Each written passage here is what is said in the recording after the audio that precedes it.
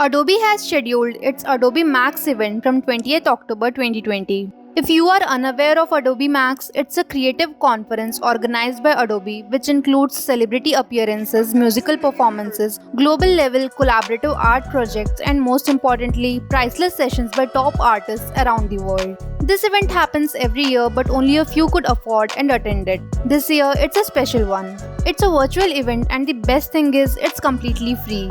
The session ranges from design, editing, 3D, augmented reality, virtual reality, and many more cool topics. In short, it's going to be a 3-day fun packed learning experience. Learning is a never ending process, and we believe that anything you learn can never be useless. No matter if you have the pricey Adobe tools or costly gear, but you can always get inspired by the cool and innovative ideas these artists apply in their work. We have booked our slots for Adobe Photoshop, Premiere Pro, After Effects, and mobile photography sessions, which can help take our video quality to that next level, and also for virtual reality and augmented reality sessions. We don't know yet whether they can be useful to us, but we are very much interested to know about how these things work. We are excited to experience our first creative conference. Our calendar is set for those 3 days, and what are you waiting for?